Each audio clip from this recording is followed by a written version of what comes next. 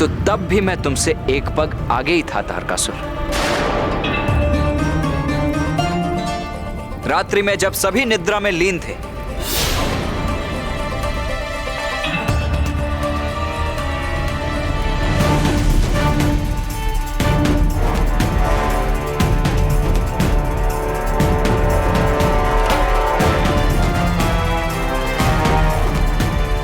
तारकासुर अवश्य किसी कपट योजना का प्रयोग करेगा। इसीलिए अब तुम्हारी सुरक्षा के लिए मुझे भी कोई युक्ति सोचनी होगी, किंतु क्या क्या युक्ति है?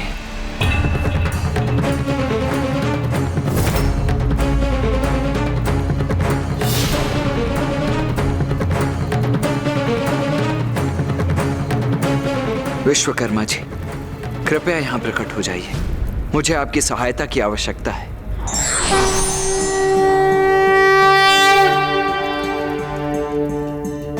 प्रणाम विश्वकर्मा जी।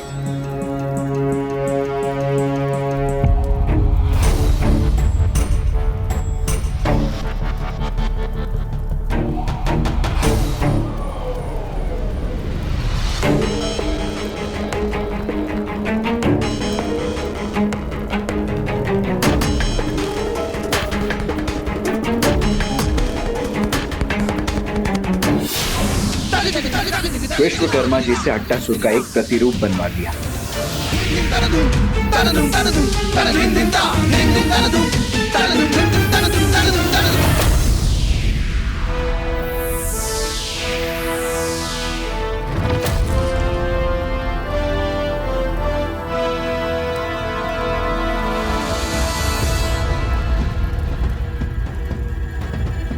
धन्यवाद विश्वकर्मा जी।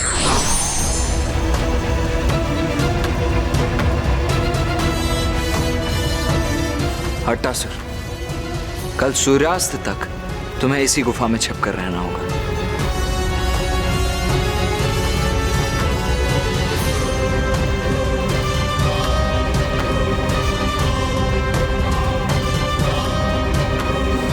आइए नवीन अट्टासुर जी।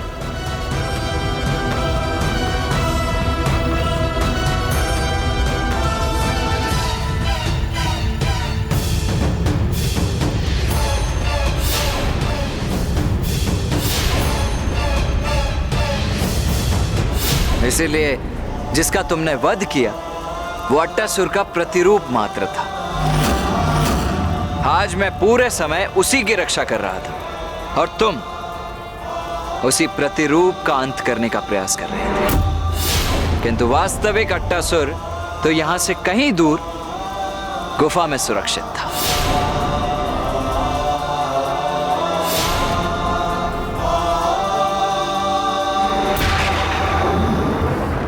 देखो तारकासुर, सूर्यास्त हो चुका है, अर्थात मैं तुम्हें तुम्हारी चुनौती में परास्त करने में विजयी रहा। देव सेनापति कुमार कार्तिकेय की, देव सेनापति कुमार कार्तिकेय की।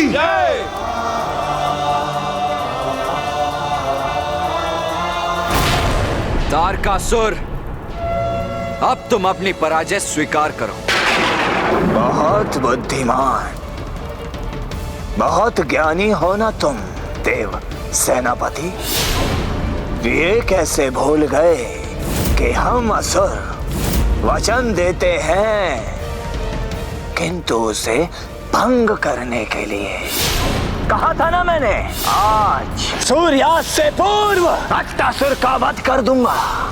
कल भोर होते ही युद्ध पुनः आरंभ होगा और इस बार सूर्यास्त के साथ तुम्हारा जीवन का अस्त भी निश्चित है। जो अपना वचन भंग करते हैं वो योद्धा नहीं होते तारकासुर।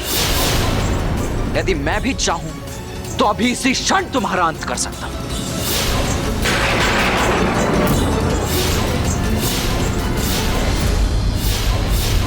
किंतु मैं एक योद्धा हूं और सूर्यास्त के उपरांत अपने अस्त्रों का प्रयोग नहीं करूंगा मैं। इसीलिए जाओ, मैं तुम्हें एक रात्रि के लिए और जीवित रहने की अनुमति दे देता हूं। जाओ।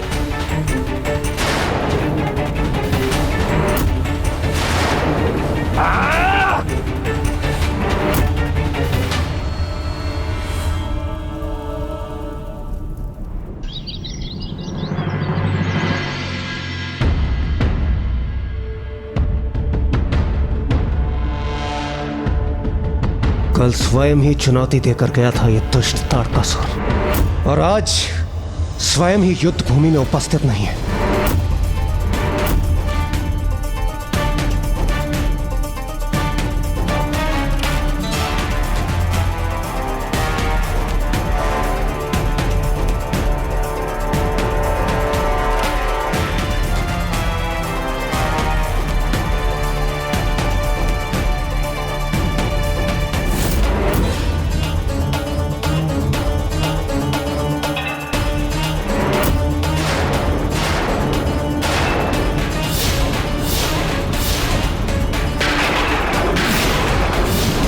ये क्या कुमार कार्तिकेय, अपनी संपूर्ण सेना ले आए तुम?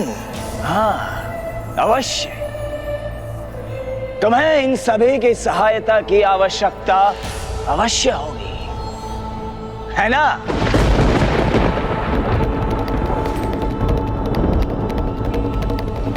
प्रतीत होता है भयभीत हो तुम, किंतु इसमें तुम्हारा कोई दोष नहीं, क्योंकि आज तक तुम मेरे ही असुरों से, तुच्छ असुरों से युद्ध करते आ रहे हो। किंतु अब जब मेरे समान समर्थ, सबल और पराक्रमी योद्धा से युद्ध करोगे, तब तुम्हें ज्ञात होगा कि युद्ध कितना भयंकर होता है। किंतु यदि मैं युद्ध करूंगा तो अपने ही समान किसी महान योद्धा से।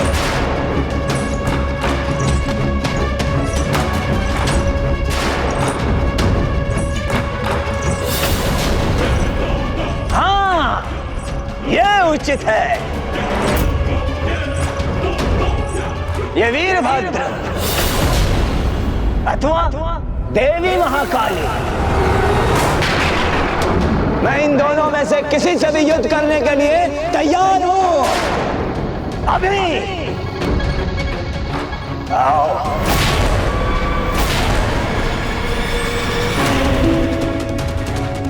कोई नहीं टिक सकता मेरे समक्ष, कोई नहीं,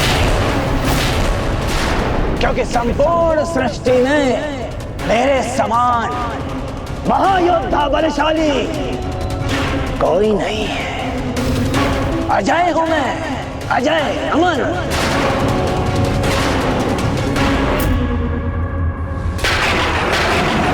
अजय योद्धा हो ना तुम, यही भ्रांति है ना तुम्हारी। तो आओ, मुझसे युद्ध कर पराक्रम की परीक्षा दो। आओ, आगे बढ़ो, युद्ध करो मुझसे। अब ताड़कासुर का अंत निश्चित है। अवश्य देवी महाकाली, अवश्य। आपसे युद्ध करने में तो अत्यंत आनंद आएगा मुझे।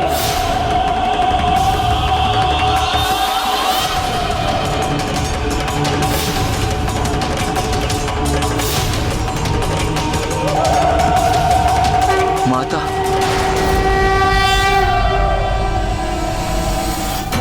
देवी महाकाली को आगे बढ़ने दो देव सेनापति कुमार कार्तिकेय।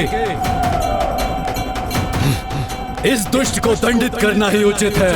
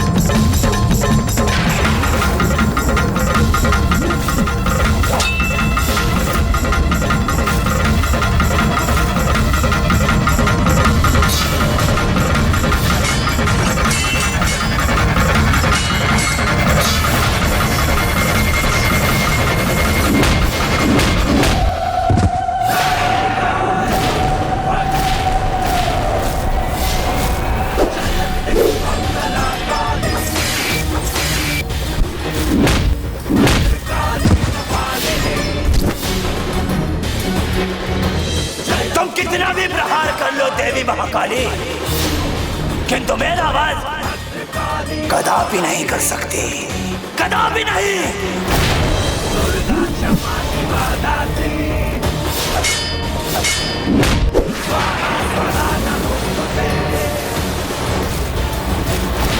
दुर्गा क्षमा शिवा धात्री स्वाहा स्वधा स्वरूपा काली हमारी भक्त काली। बस अब और क्रीड़ा नहीं तारकासुर। मुक्त बलशाली खप्पर वाली सफारी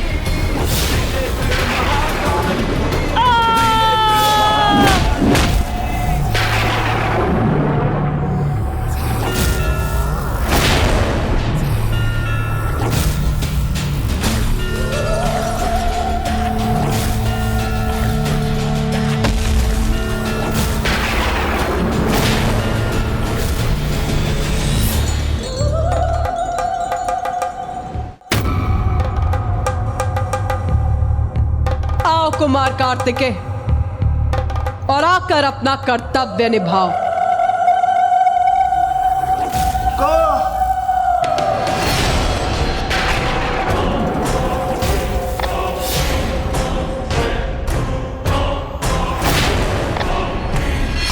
अनुचित है ये, सर्वथा अनुचित है। मैं एक स्त्री से कैसे युद्ध कर सकता हूं? मेरे भी संस्कार है। एक सभ्य व्यक्ति हूं मैं, और एक स्त्री से अपनी संपूर्ण शक्ति का प्रयोग करना अनुचित है, अन्याय है, घोर अन्याय है ये मेरे साथ। ना, कदापि नहीं होगा ऐसा। अच्छा, तो तुम्हारे अंदर अब सुसंस्कार और सभ्यता भी जागृत हो गई है। तो क्या मुझसे युद्ध करना स्वीकार है तुम्हें? हाँ वीरभद्र, मेरी भुजाएं भड़क रही हैं तुमसे युद्ध करने के लिए। आओ, मेरे समक्ष आओ, युद्ध करो मुझसे।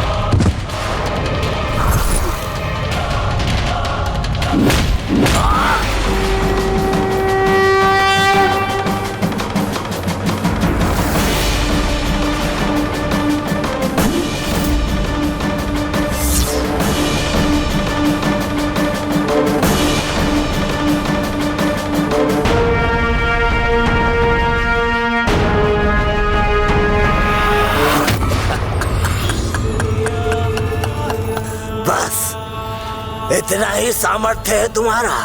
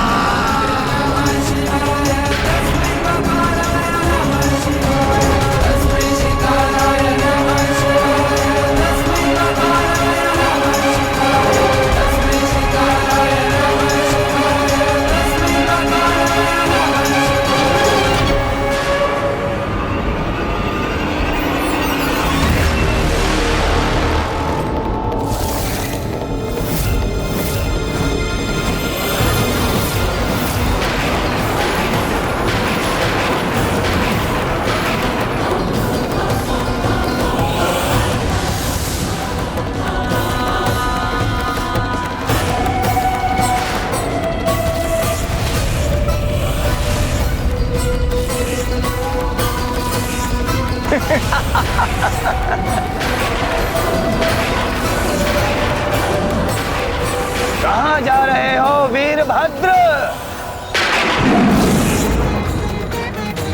युद्ध तो अभी शेष है।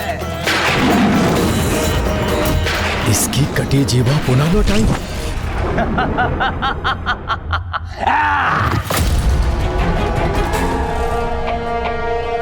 भली भांति ठीक हो चुका हूं मैं। क्या कोई ऐसा देव योद्धा नहीं जो मुझसे युद्ध करे?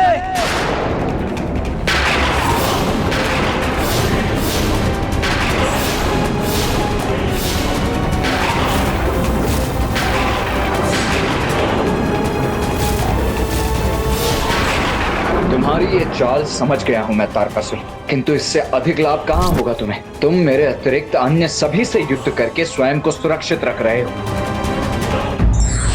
व्यक्ति अपने कर्म फल के परिणाम से बचने के लिए कितने भी प्रयास कर ले, किंतु समय आने पर उसे उसके कर्मों का फल मिलकर ही रहता है। महाकाली और वीरभद्र जी के हाथों पराजित होने के पश्चात भी तारकासुर सकुशल था, किंतु ये भी उस दुष्ट की एक रणनीति ही थी। ये कैसी रणनीति थी तारकासुर की? तारकासुर तो मात्र समय व्यर्थ कर रहा था, क्योंकि उसे ये भली भांति ज्ञात था कि उसके वरदान के अनुसार कुमार कार्तिकेय के सिवाय कोई भी उसका वध नहीं कर सकता था। किंतु कुमार कार्तिकेय उसकी ये युक्ति समझ चुके थे।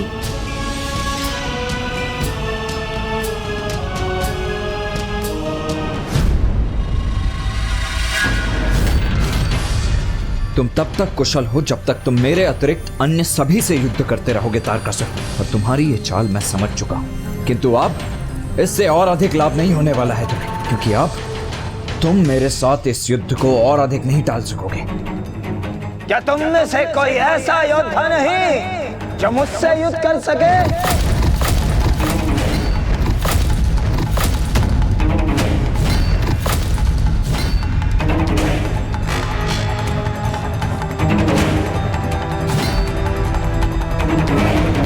मैं करूंगा तुमसे युद्ध।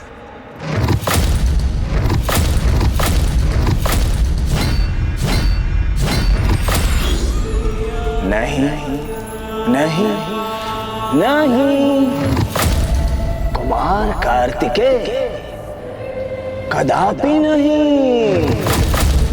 मैंने कहा ना, एक बालक से युद्ध करना ये तो मेरे भी धर्म के विरुद्ध है, कदापि नहीं। मुझे बालक पुकार रहे हो ना तुम? तो एक बालक की इच्छा पूर्ति के लिए क्रीड़ा मानकर ही मुझसे युद्ध क्यों नहीं कर लेते तुम? युद्ध बालकों की क्रीड़ा नहीं कुमार कार्तिकेय। अरे कहीं भूलवश मैंने तुम्हारा वध कर दिया तो बाल हत्या का पाप लगेगा मुझे। ना ना ना ना ना ना, ऐसा भूल नहीं करना मुझे ना। अच्छा, अभी कल ही तो तुमने मुझे चुनौती दी थी, मुझसे मेरा आत्मदाह करवाना चाहते थे ना तुम, और आज मेरा वध तुम्हारे लिए पाप हो गया। और वैसे भी तुम असुर पाप और पुण्य की चिंता कब से करने लग गए? उचित कहा तारकासुर, युद्ध क्रीड़ा नहीं होती है, किंतु समय व्यर्थ करके क्रीड़ा ही तो कर रहे हो तुम। क्या कहा था तुमने कि मेरे अतिरिक्त किसी भी योद्धा से युद्ध करने के लिए सज्ज हो ना तुम? तो सुनो, आज यहां उपस्थित समस्त योद्धाओं की उपस्थिति में मैं देव सेनापति महादेव पुत्र कुमार कार्तिकेय तुम्हें युद्ध की चुनौती देता हूं।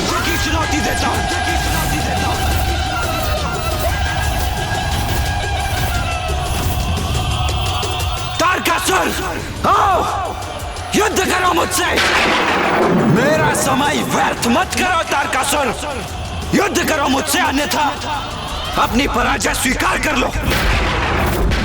पराजय स्वीकार करूं मैं? हाँ? कदापि नहीं।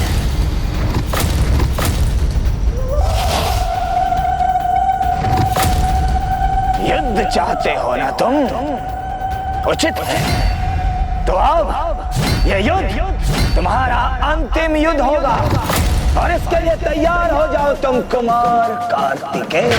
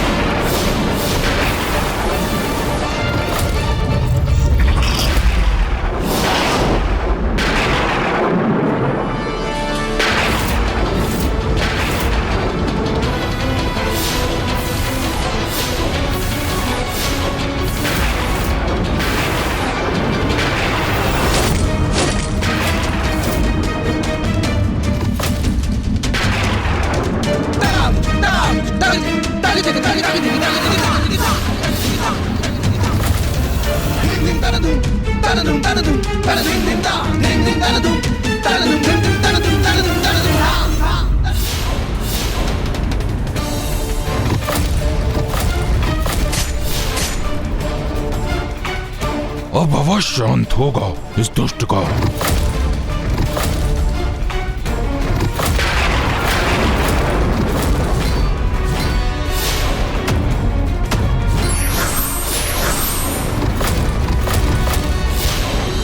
तारकासुर को प्राप्त वरदान के कारण वो वीरभद्र जी और देवी महाकाली के आहत करने पर भी पुनः कुशल हो रहा था, किंतु ये बाण उसके काल का बाण है, कुमार कार्तिकेय का बाण है। इसके आघात के पश्चात तारकासुर इसके प्रहार से मुक्त नहीं हो पाएगा।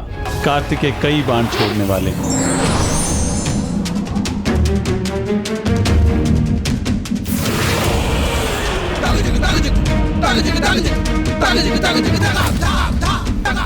नहीं नहीं, मुझे आहत नहीं होना, मुझे अपनी रक्षा करनी चाहिए, यही उचित रहेगा।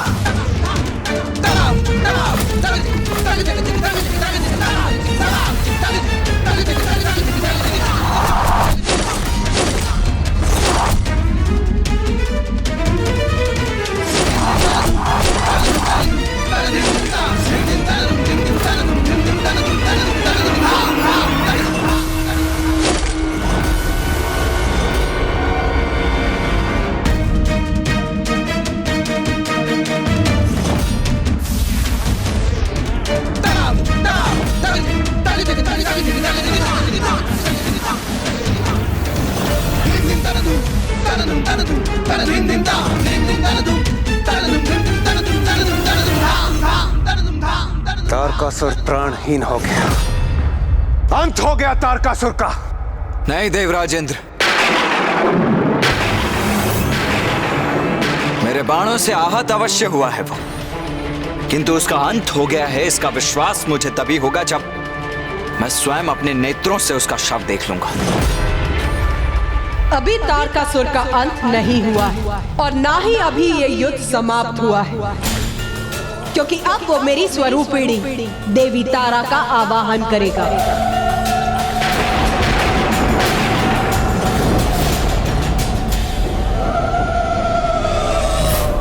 हाँ कुमार कार्तिकेय, वो अवश्य ऐसा करेगा।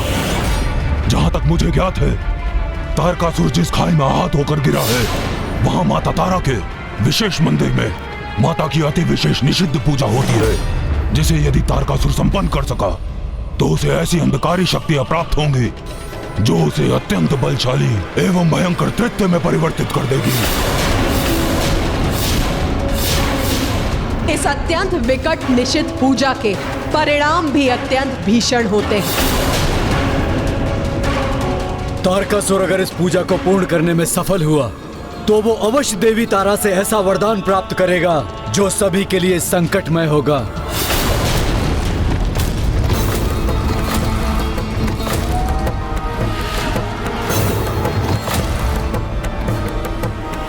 तो मैं उसे ये निषिद्ध पूजा कभी संपन्न नहीं करने दूंगा। कुमार कार्तिकेय, आपकी सहायता के लिए हम सब भी आपके साथ चलें। नहीं, आप सभी यहीं रुकिए, क्योंकि तारकासुर के अध्याय का अंत करने के लिए यह कार्य मुझे ही संपन्न करना होगा।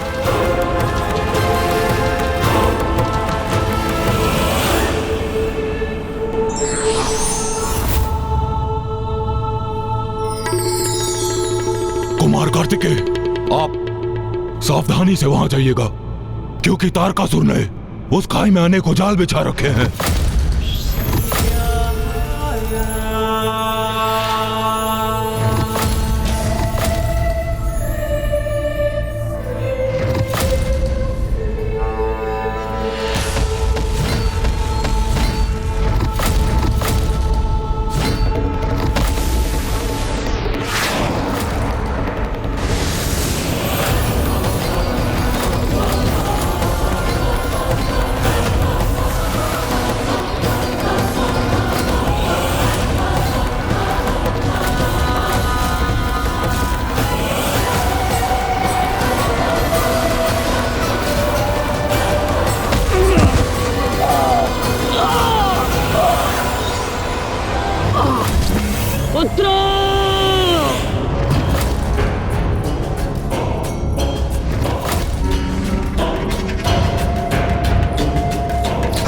पिताजी, पिताजी, पिताजी, पिताजी, पिताजी, पिताजी, मेरे पुत्रों, विद्युन्माली, तारकाश, वीर्यवान।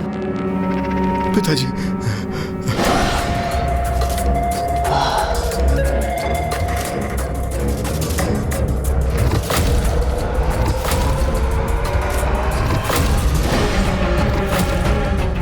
पिताजी, ये कैसी दुर्दशा कर दी उस कुमार कार्तिकेय ने आपकी। अब हमें अनुमति दीजिए कि जाकर उससे युद्ध करें और आपका प्रतिशोध लें। नहीं, कदापि नहीं। जीवित रहना है तो तुम्हें एक अत्यंत महत्वपूर्ण उत्तरदायित्व निभाना है। तुम सभी को कठोर तप कर वरदान प्राप्त करना है तुम्हें, जिससे तुम भी मेरे समान बलशाली बन सको। अब बताओ मुझे, मेरी पूजा का प्रबंध किया तुमने? हाँ पिताजी, पूजा का समस्त प्रबंध हो चुका है। उचित है, अब तुम सभी यहां से प्रस्थान करो, क्योंकि अब मैं अपनी पूजा आरंभ कर विवश कर दूंगा माता तारा को और वरदान प्राप्त करूंगा उनसे, और फिर अपने सामर्थ्य का उचित परिचय दूंगा उस महादेव पुत्र कुमार कार्तिकेय को। पिताजी, हम आपको इस अवस्था में देखकर अत्यंत विचलित हैं। अपनी सहायता के लिए हमें अनुमति दें। उचित है, तुम मेरी सहायता करना चाहते हो ना, तो बाधा उत्पन्न करो उस कुमार कार्तिकेय के मार्ग में। दूर रखो उसे मुझसे मेरी पूजा संपन्न होने तक। जो आज्ञा पिताजी।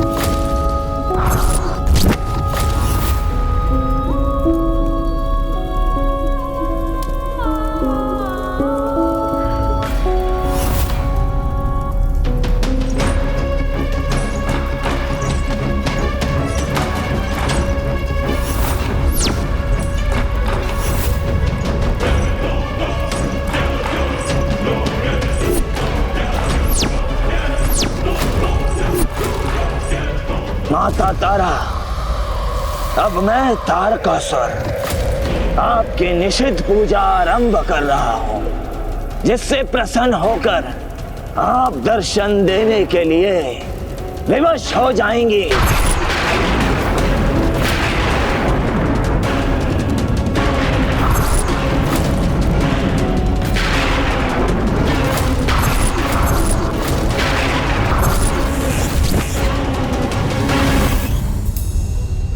एक और तो पुत्र कार्तिकेय समय रहते तारकासुर की पूजा रोकने के लिए तत्पर है, तो वहीं दूसरी ओर तारकासुर अवैदिक वाम मंत्रों के प्रयोग से मेरी स्वरूपिणी देवी तारा का आवाहन करने के लिए आतुर है। एक पुत्र सन्मार्ग पर तो दूसरा कुमार्ग पर। हाँ नाथ, क्योंकि वाम पूजा के विधान के अनुसार इस पूजा के माध्यम से भक्त ईश्वर को विवश कर उनसे वरदान प्राप्त करता है, किंतु उसे इसका ध्यान नहीं रहता कि ईश्वर की अनिच्छा से जो भी होगा उसका परिणाम कभी सुखद नहीं होगा। किंतु मैं जगत जननी हूं, अच्छा हो अथवा बुरा, तारकासुर भी मेरा ही पुत्र है, और यदि उसका आवाहन चरम पर पहुंचा तो देवी तारा उसे दर्शन प्रदान करेगी।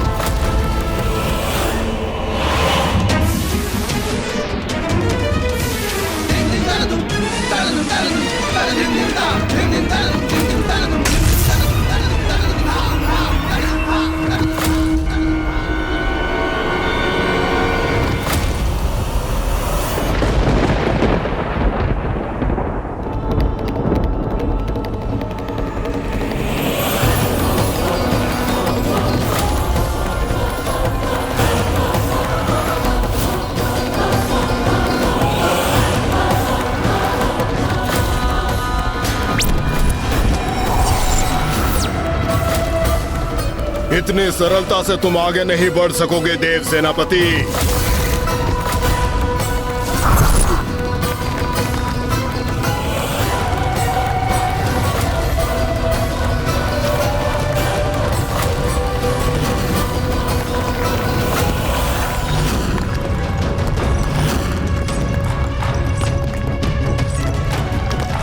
ये क्या हो रहा है? मेरे चारों ओर भूमि स्वतः ही कंपन कैसे कर रही है?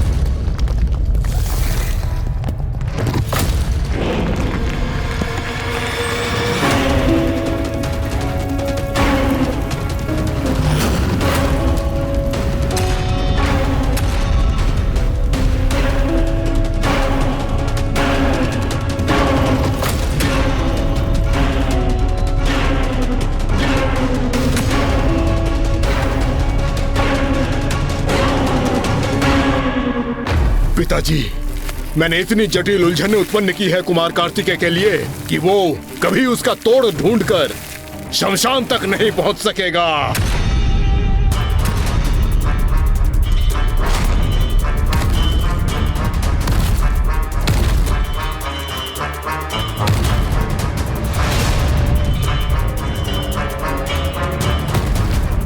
मुझे इस भटकाव को शीघ्र ही पार करना होगा, अन्यथा तारकासुर अपनी पूजा पूर्ण कर देगा।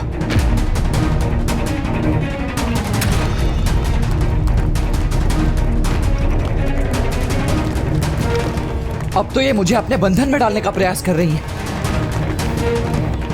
किंतु मैं इनके बंधन में उलझूंगा नहीं।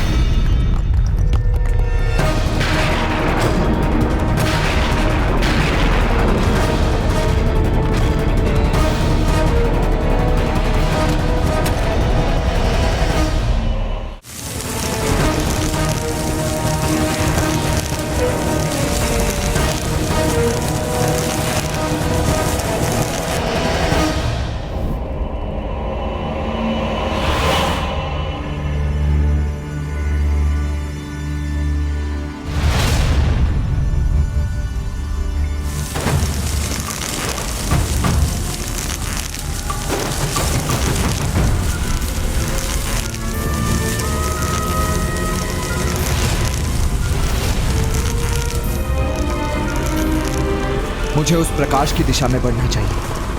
कदाचित यही द्वार है यहां से निकलने का।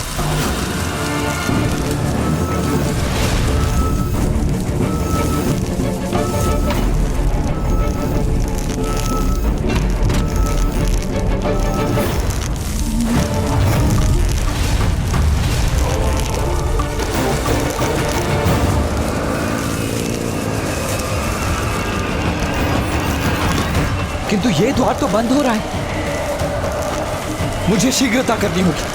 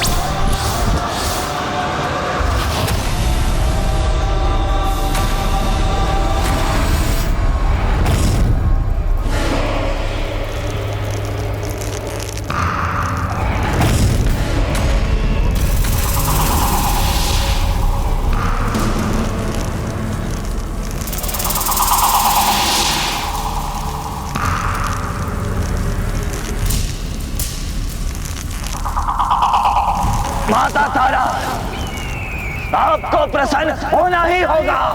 मेरी पूजा से आपको प्रसन्न होना होगा। दर्शन दीजिए मुझे माता, दर्शन दीजिए मुझे।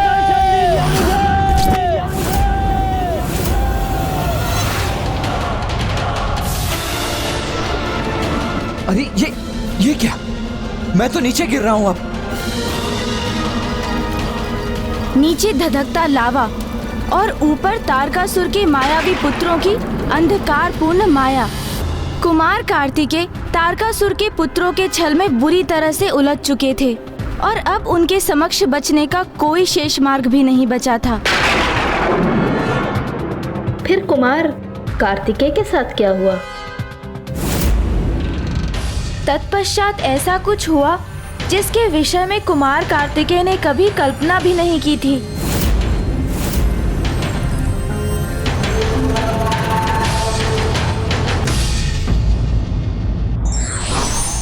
एक पाप कई पाप का कारण बनता है, इसलिए धर्म के मार्ग पर चलना ही सदैव उचित होता है। अजय होने के लिए तारकासुर माता तारा की पूजा साधना आरंभ कर चुका था, तो वहीं दूसरी ओर तारकासुर की खोज में निकले कुमार कार्तिकेय का सामना अब एक महासंकट से हुआ।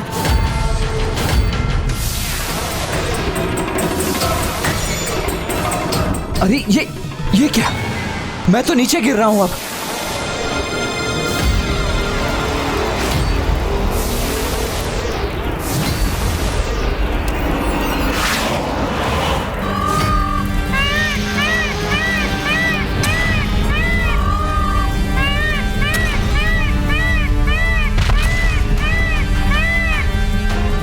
मयूर जी, आपने मुझे यहाँ अकेले नहीं आने दिया ना?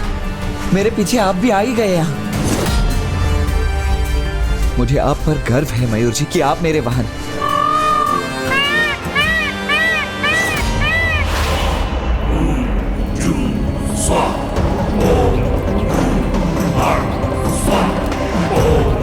माता तारा, आपको प्रसन्न होना ही होगा। मेरी पूजा से आपको प्रसन्न होना होगा। दर्शन दीजिए मुझे माता, दर्शन दीजिए मुझे।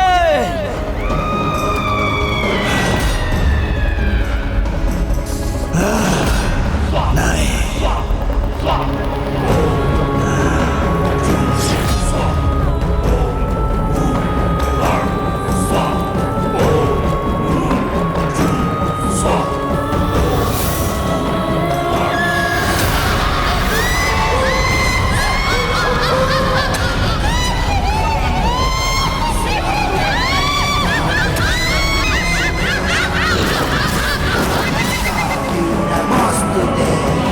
अंतकारी मृत आत्माएं एवं भयंकर पिशाच तारकासुर के मंत्रोच्चारण के कारण अपने अपने स्थान से बाहर आ गए और वो अवसर प्राप्त करते ही तारकासुर को तार तार करने के लिए तैयार है। तारकासुर भस्म की शक्ति से स्वयं की तभी तक रक्षा कर सकता है जब तक वो उसके निकट है। निश्चित पूजा के समय यदि उससे कोई भी भूल हुई अथवा वो भस्म से थोड़ा भी दूर हुआ तो ये आत्माएं उसे खंड खंड कर देंगी।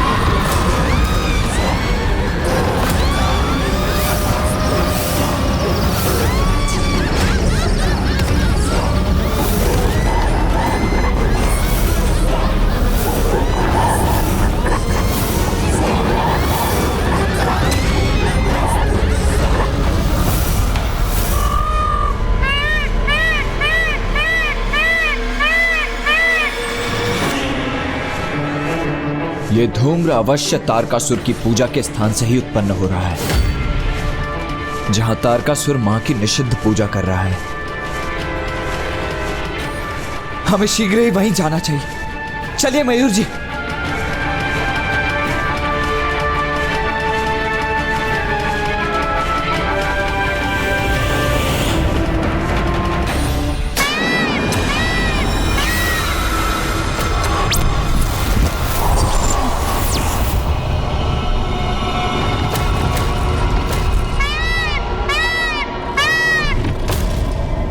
देव सेनापति, तुम्हारे इस वाहन के साथ तुम्हारा अंत होगा यहाँ।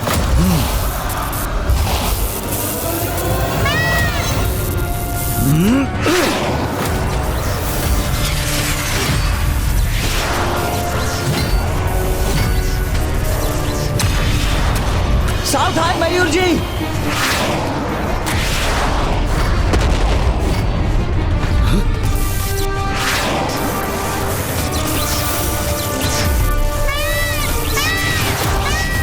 मयूर जी,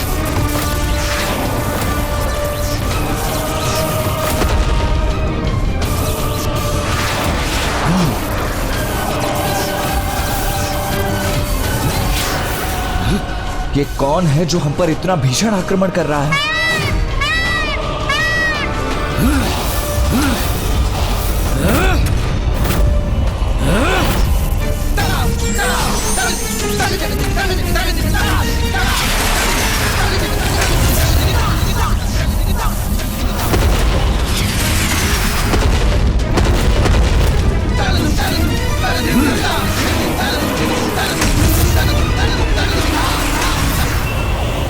मयूर जी!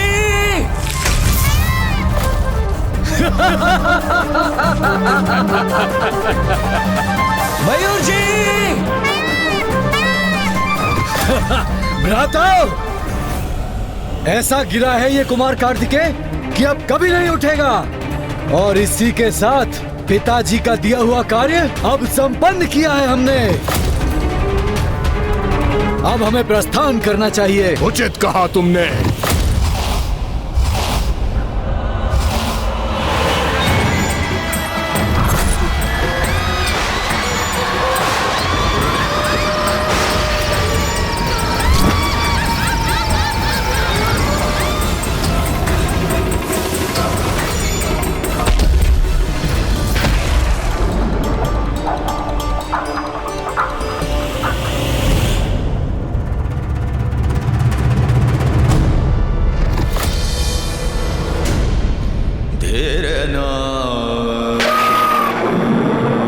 मयूर जी!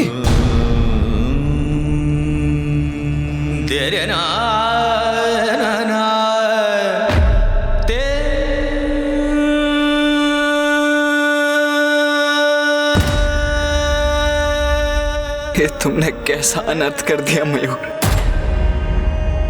मेरे प्राणों को बचाने के लिए स्वयं के प्राणों को संकट में डाल दिया। कितनी बार मेरे प्राणों की रक्षा की है तुम, और मैं तुम्हारे प्राणों की रक्षा नहीं कर सकता।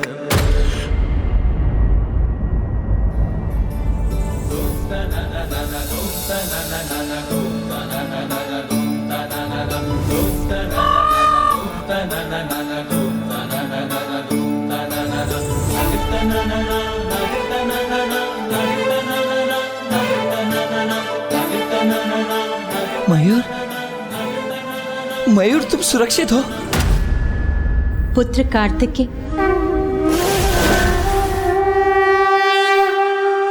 माँ, प्रणाम माँ।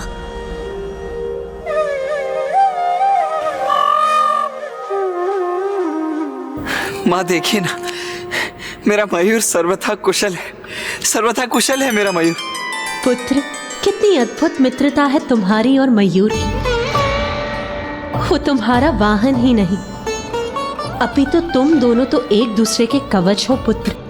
हाँ माँ, निस्वार्थ स्नेह का बंधन है ये तो। और ये भी कितना अद्भुत है ना माँ, कि मूक होते हुए भी अपने स्नेहपूर्ण आचरण से कुछ जीव कितनी भली भांति अपनी भावनाओं को प्रकट कर देते हैं। पुत्र, मयूर कुशल तो है, किंतु वो तुम्हारे साथ अभी आगे बढ़ने में समर्थ नहीं है पुत्र। मैं उसे अपने साथ लौटा ले जाऊंगी पुत्र, किंतु अब तुम्हें आगे बढ़ना होगा। तारकासुर की पूजा उसके चरम तक पहुंच चुकी है पुत्र, इसीलिए जाओ, आगे बढ़ो और रोको उसे। धन्यवाद माता।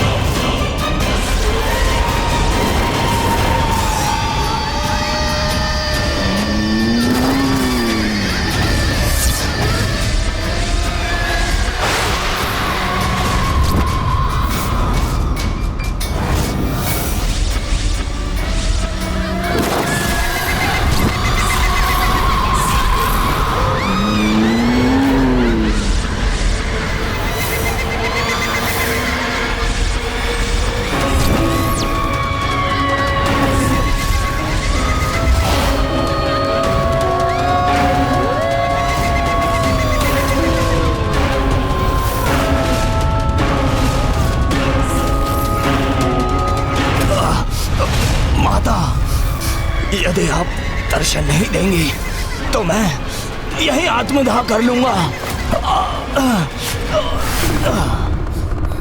ये तारकासुर की अंतिम एवं कठिनतम परीक्षा होगी। अभी तक भूत प्रेत पिशाच एवं डाकनियों द्वारा आहत हो रहा है, किंतु तारकासुर को अंत करने का कारण नहीं है उनके पास।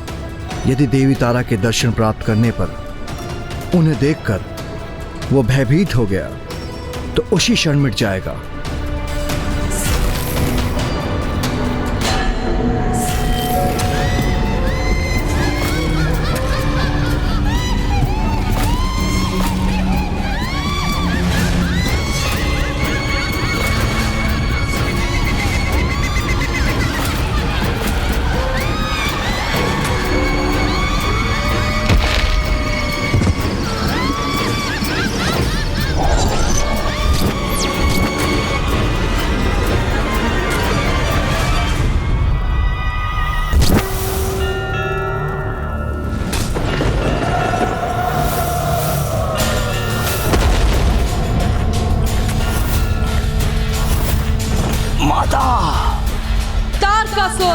बोल, क्यों आवाहन किया है मेरा?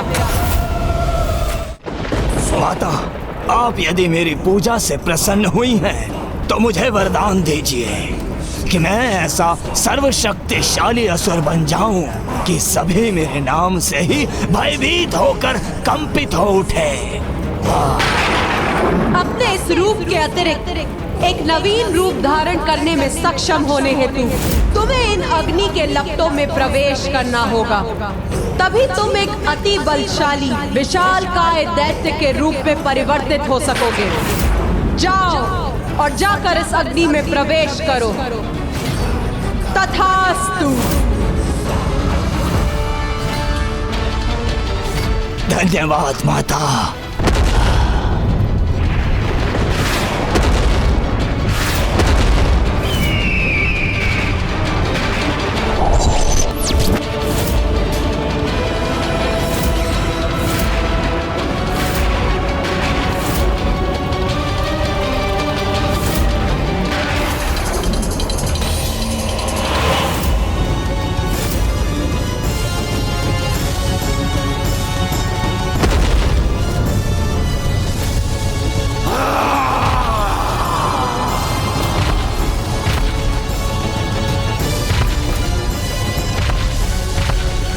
तारकासुर,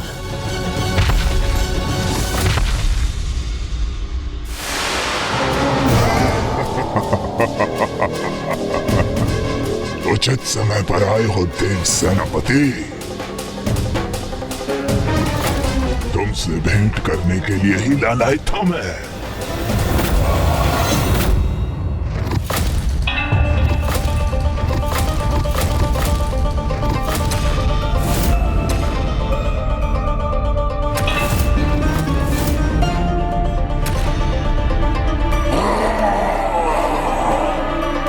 माता तारा ने तारकासुर को वरदान दिया, जिससे वो एक भयंकर, विशालकाय और अत्यंत शक्तिशाली असुर में परिवर्तित हो गया। इसलिए उसका वध अत्यंत कठिन था, किंतु असंभव नहीं। किंतु तारकासुर का एक और गुप्त रहस्य था, जो उजागर होकर कुमार कार्तिकेय को स्तंभित करने वाला था।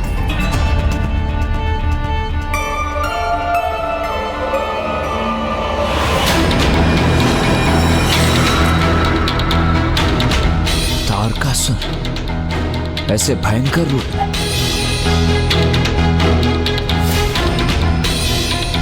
क्यों कुमार कार्तिकेय, क्या विचार है? हाँ? मेरा ये रूप भाया ना तुम्हें? तुम्हारा ये रूप तुम्हारे भीतर के सत्य को ही उजागर कर रहा है तारकासुर। उसी का परिचय दे रहा है जो तुम वास्तव में हो, एक क्रूर कुटिल असुर। सर्वथा उचित कहा तुमने कुमार कार्तिकेय। सत्य है, जो मैं पूर्व में था अब भी वो ही हूँ, एक क्रूर कुटिल असुर। किंतु अब मेरा ये रूप तो पूर्व से कहीं अधिक श्रेष्ठ, विशाल, तीव्र और अबाध है। तुमसे कहीं अधिक बलशाली हूँ मैं अब। और ज्ञात है किसने प्रदान किया मुझे मेरा ये रूप? तुम्हारी माता की ही अन्य रूप माता तारा ने। अपने इस रूप के अतिरिक्त एक नवीन रूप धारण करने में सक्षम होने हेतु तुम्हें इन अग्नि के लपटों में प्रवेश करना होगा। तभी तुम एक अति बलशाली विशालकाय दैत्य के रूप में परिवर्तित हो सकोगे। और ऐसा इसलिए किया उन्होंने क्योंकि अवश्य उनके अनुसार भी जिसे मसल कर नष्ट करने का समय आ गया है अब।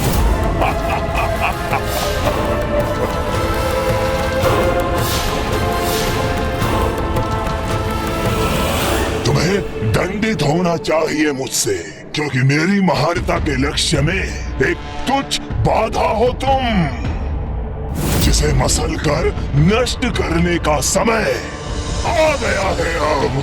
तारकासुर, माता तारा ने तुम्हें यह वरदान अपनी इच्छा से नहीं दिया है, तुम्हारी पूजा से विवश हो गई वो। उसी प्रकार जैसे ब्रह्मदेव भी तुम्हारे तप के फलस्वरूप तुम्हें वरदान देने पर विवश हो गए थे। किंतु तुम असुर ये क्यों नहीं समझते कि ईश्वर को विवश करने का परिणाम कभी शुभ नहीं होता। बस शांत हो जाओ तुम। मुझे शांत करा कर क्या होगा तारकासुर? इससे सत्य तो नहीं बदल जाएगा ना। नवीन रूप हो या पुराना रूप, इससे तुम्हारी नियति कदापि परिवर्तित नहीं होगी। यदि इच्छा है तो अपने इस तथाकथित नवीन और श्रेष्ठ शरीर का प्रयोग करके भी देख ही लो दुष्ट तारकासुर। सत्य तो यही है कि मैं करूंगा तुम्हारा वध, यही तुम्हारी नियति है। बालक, मेरा उपहास, मेरा अपमान करने का दुस्साहस कैसे किया तुमने? मैं इसका दंड दूंगा तुम्हें।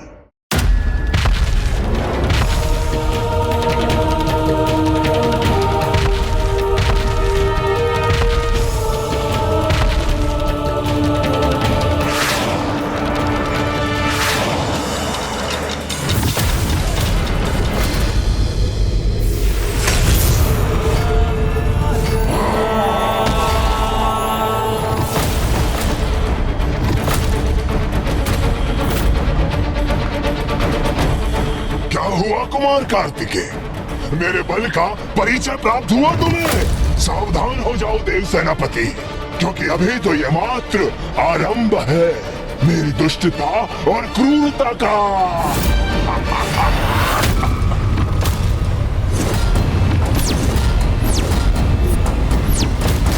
अब मैं मसल कर रख दूंगा तुम्हें।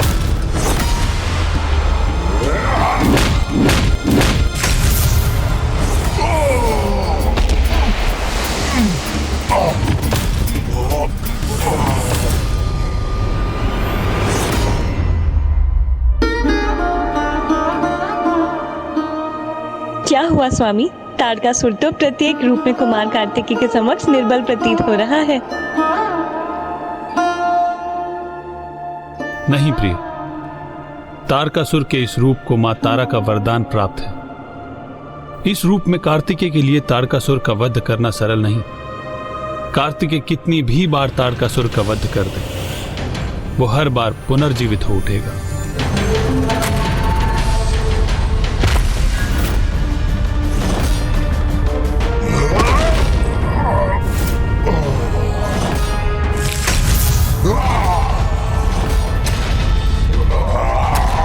तुम्हारा अंत करने में बहुत आनंद आएगा मुझे महादेव पुत्र कुमार कार्तिकेय।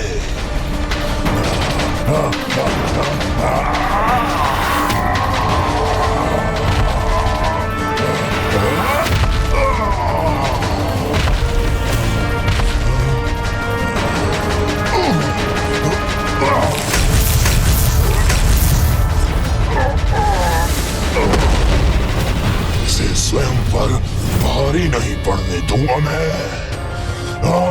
बस तारकासुर बस, अब अपने अंत के लिए तैयार हो जाओ।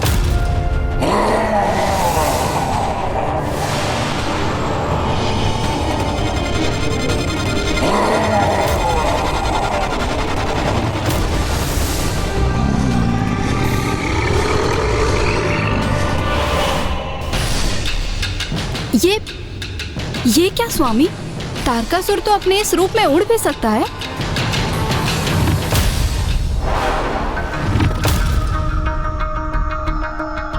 कहाँ विलीन हो गया है ये दुष्ट?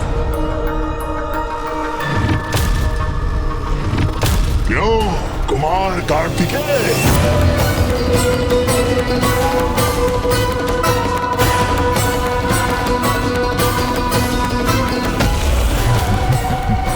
ढूंढ रहे थे मुझे, हाँ? तारकासुर, तुम्हारी इस क्रीड़ा का अंत करूंगा मैं।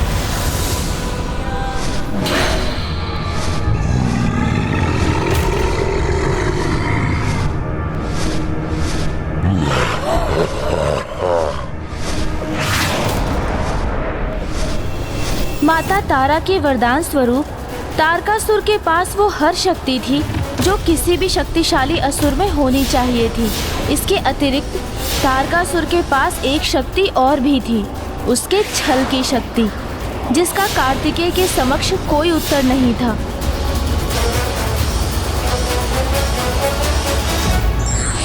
हठ से व्यक्ति मनानुकूल शक्ति तो प्राप्त कर सकता है, किंतु उसका विपरीत परिणाम भी भुगतना पड़ सकता है।